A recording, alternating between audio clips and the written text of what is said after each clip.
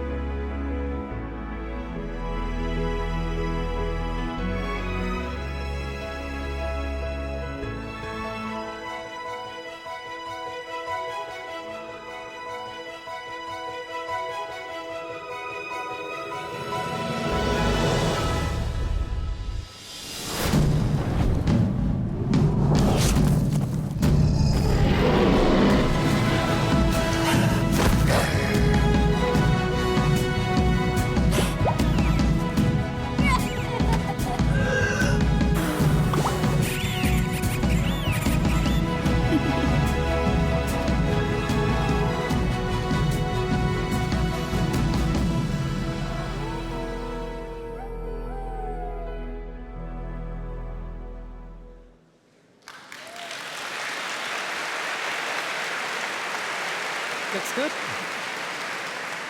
So we have the good dinosaur to look forward to. When I said to people over the last couple of days, I'm going to be speaking to Ed, what would you like to know from this man? When is Toy Story coming out? That was the first question. And will that be the last one? It is 2016, we know that. Is it the last one? No, I think we moved it a year. Really? Yes, we moved it a year. Every one of our movies they're incredibly hard to make, and sometimes you have to say, I need more time with it. So that it's part of the legacy of Pixar, is if we have something that isn't quite coming together, we'll just give it more time. Is that part of the story is king ethos that I know you lived by for a while, then you fell out with that phrase for a little while and you went back to it? If it's not right, you're prepared to say, let's stall here. Yeah, the issue for me with story is king is it was a phrase. And the problem with the phrase is if you say the phrase, you may think that that's what you're doing. And I've always been leery of encapsulations because they're true, but they don't affect your behavior. And what we want is something that actually affects how we behave. In our case, it's just being really honest with ourselves and saying we need more time and we'll do it. And we're tough about it. We were talking just before we came out on stage about the audience that we have here tonight. And we have lots of undergraduates, lots of postgraduates, lots of people who were, who you were just like probably, back once upon a time, dare I say. What advice would you have for people who are just starting out? Well, it feels like it was yesterday. I remember I sat down when I was in school and I marked off every class I wanted to take. And then I realized it would take 300 years to go through all the classes. Because I liked everything. And I loved having a general education. I believe that people should have a general education. But the way I look at it is very good to experience really deeply a certain field. That is, if you have that experience, it changes the way you look at the world. At the same time, you should have a broad view of a lot of things. Like I love history class and geology and economics. But I was only looking at those at a high level. But I think once you experience something deeply and you've got a broad view, then at some point something clicks in and you know the experience of going deep. You can then take that experience and apply it some other time in your life for the thing that you finally find is your true love. I mean, did you know what you wanted to do? Yes, I knew for a fact that I wanted to work in theoretical physics. How's that going for you? Well, it's one of those like, I wonder what would have happened if I would have stayed on that path. And I really liked that at the time. But there was this brand new field of computer science, just like there are brand new fields today. And there was something exciting about it. But one of the exciting things about it was the frontier was close. And I liked the idea of being on the frontier. So I switched over, and then I graduated and worked for a while. And then I came back to graduate school, intending to pursue computer languages. But right at that time, they were laying the foundations for computer graphics. And when I saw that, I realized, oh, here's the art, and I wanted to be an animator when I was in high school, and here's the science, and they're together. So it's just, I found it.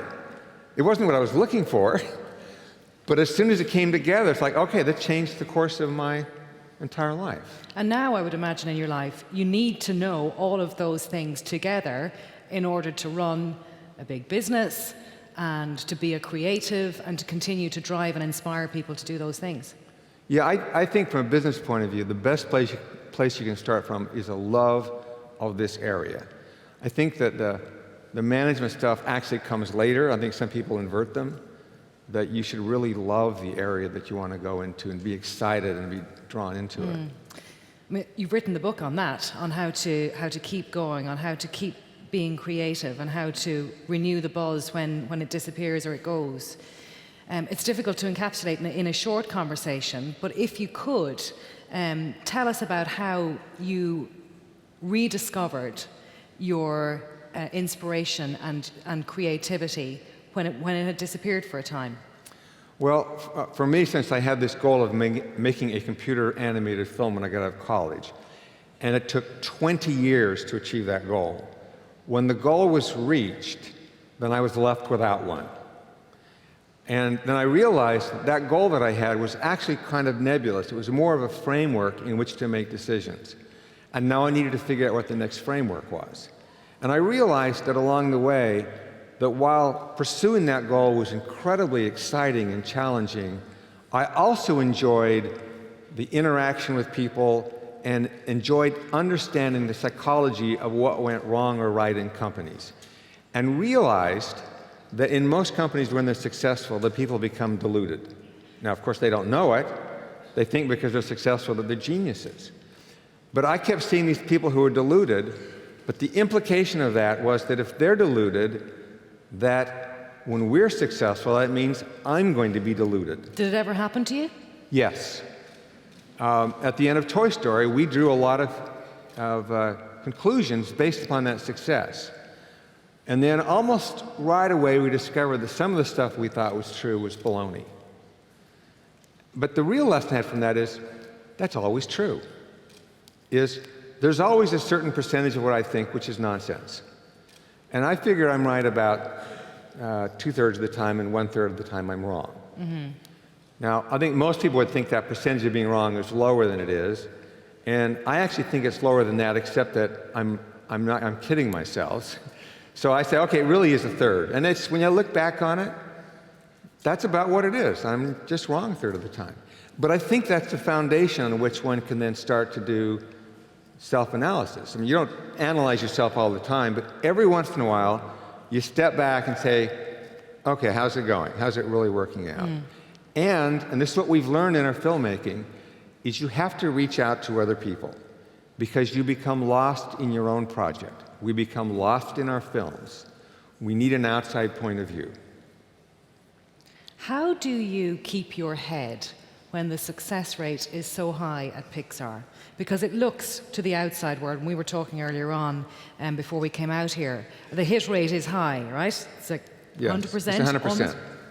So how do you stop that from going to not just to your head, but to the heads of those people who work in Pixar? We're always going to be successful. We're brilliant at what we do. Is that a danger zone for you? Well, it's very much a danger zone, but the way we address it is we do have a number of failures. So when I say a 100%, what it means is it's 100% of what we've released. But internally, we've had one freaking disaster after another. And that's the way to keep the humility. It's just a recognition that this stuff doesn't work. I mean, when we start to make a movie, the first version of it sucks. And I don't mean that in the sense that we're self-effacing or being modest. I mean in the sense that it sucks. And we all know that. How far do you let it go before you think, let's just stop spending on this now because it sucks? Well, we have finished every film that we ever started with the exception of one. Right. And the one we didn't start is we were going to do a restart on it and make it, but the guy who was going to restart it said, well, as long as I'm starting from scratch, I have another idea I'd like to pitch. It's a story about the emotions that take place in the head of a little girl. Okay. And we said, you're right, that's a better idea. But with the others, just at all levels, from complete restarts to major problems along the way. And the trick is that as a group, we agree we won't release something unless it's very good. And that's where the hard part comes in. But the question is, like, how long do you go? So this is the part that's not obvious. When we're put together a new team and somebody hasn't actually directed before, we don't know if they're going to make the transition. It's really hard to tell. But I would say the leadership actually figures out fairly soon whether or not they can make that transition. Now, they're good people, so you want to give them a chance in coaching and so forth. But at that point, we realize that they aren't going to make it. We don't pull the plug. We actually keep on going. And the reason is, if we corrected a problem as soon as we thought it was there, we would induce fear in the other directors. I would rather spend the money and spend too long down a wrong path than have everybody work with fear. So that's a hands-off management style. Yes. Where you say, you know you've made mistakes and I know it, but I'm not going to do anything drastic here. Right, do not move too soon. Figure it out.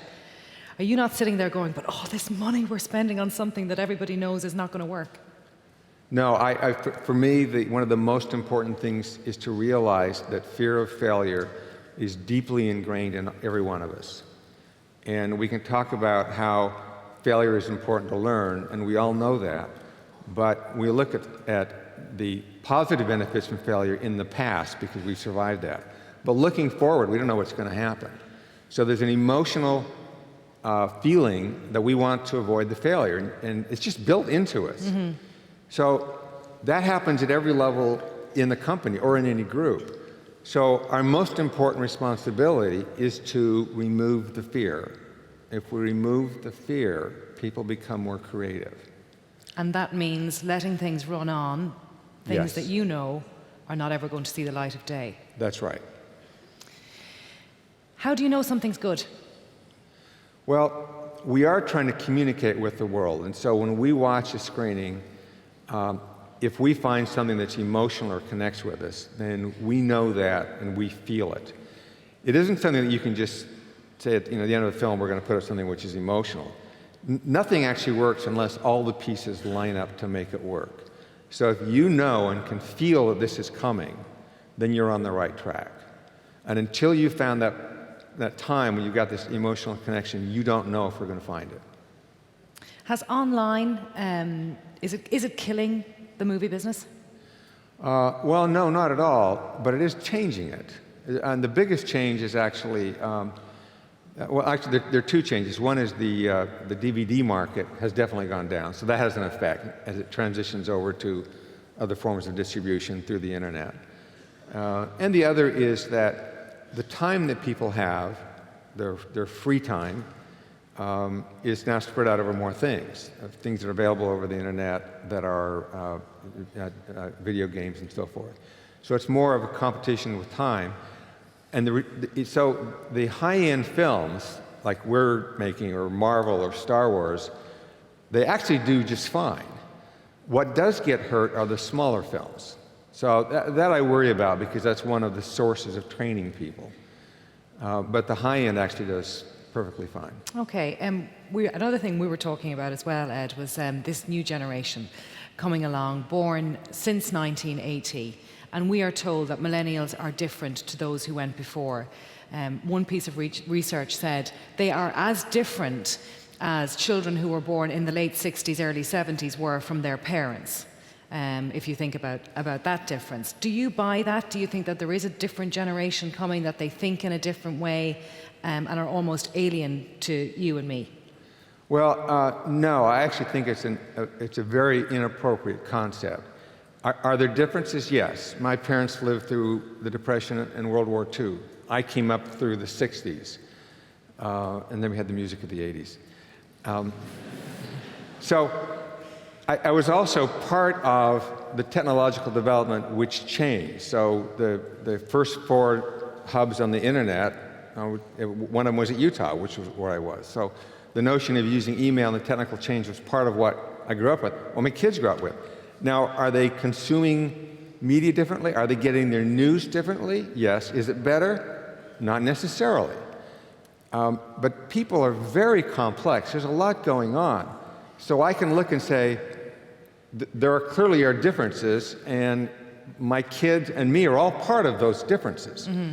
But do I want to label them as millennials? I actually think that's a disservice to people. And I don't think it clarifies anything.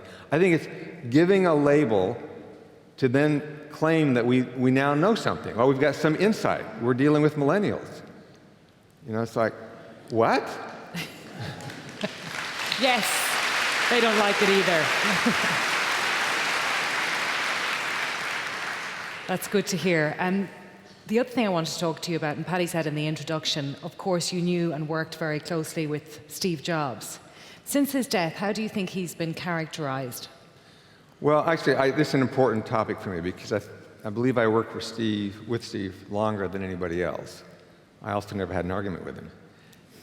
We had a very good relationship. And there's this public image of Steve, and I know how it happened. And early in his life, there were certain of his behaviors which weren't very good. He wasn't a very empathetic person. And I knew him when he was like that. But there's this general impression that there was this behavior, this bad boy behavior, but he was a genius. So you take that genius to this bad boy behavior, and you've got this incredible Apple of today. This image does a terrible disservice to people because it's not what happened. What happened was Steve did have that behavior, and he failed at it, and he was kicked out of Apple. And then he started Next and Pixar, and the first versions of Pixar and Next failed. They didn't work. Steve was overreaching. He tried a number of things, and they didn't work. But Steve is incredibly smart, and he realized that those things didn't work. This is the classic hero's journey. Cast out of his kingdom, wandering around and learning lessons. Steve changed. He became more empathetic. If he said something strongly, he knew that it affected people, and he would go out for private walks with them because he didn't want a negative effect on the people. Do you know how he did that? Did he just sit in a dark room and say, I'm going to be different, or did he seek out help? It took place over a couple of years, but I think what it was the recognition that Next and Pixar weren't doing what he thought they were going to do. And part of it was with certain deals he had done, he had both succeeded, but they caused the failures. But he is introspection. He thinks about things. So 20 years ago, over this 2-year period, we saw this fairly dramatic change. Everybody that was with Steve at that time stayed with him for the rest of his life. And here's the problem. When people would call up to interview or write about him, then, like I was interviewed, and Steve was still alive. I wasn't going to psychoanalyze Steve, and none of those other people would do it either. So the result was this story was never in the public record. And so it wasn't that Steve that made the Apple, it was the transformed person who made the successful Apple. That's the real lesson, is that if you learn from life and you go through the failures and you make the changes to yourself, then you put yourself in a position where you do things you couldn't have conceived of or could have achieved earlier on. Did you ever go through a transformation like that? Anything similar? Well, I like to think so, although my view fairly early on in life was that I had to continually transform myself. So I looked at college that way, and then when I went off I worked in New York Tech in a research group, and at the end of that I said, okay, what did I do, what did I do wrong? That's when I went to Lucasfilm. So I started fresh at Lucasfilm, and then tried some things Some of the things I believed about how you engage with the outside community worked. Like right from the beginning, we published everything. And we were competing intellectually with other people to make the first film, but everybody else was keeping their ideas secret, whereas what we did, we published everything, and the win was we got the people. Mm-hmm. I didn't care about the ideas, I cared about the people. And so every one of these was a step in learning, and I'd like to think I can keep on doing that. What exciting things are happening at Pixar that we wouldn't know about and we're allowed to know about and you're going to tell us about now? Well, I mean, for me, the exciting thing is something that you won't know about until we succeed with it, but we're trying to go through our own transformation as a company because the people who are coming into the company now cannot experience what we went through when we made Toy Story. We can talk about it, but it's now part of the mythology. So what does it mean for somebody to come into a successful company? How do we think about them and enable them to then create things that I can't even conceive of? I mean, for me, that's the most important thing. Is not to have a stable culture that repeats what we did. It's to have, in one sense, an instability that lets them do things that I don't even imagine. Ed, it's been an absolute pleasure to talk to you, and thank you so much for coming to Web Summit. Ed Catmull. Thank you. Thank you very much.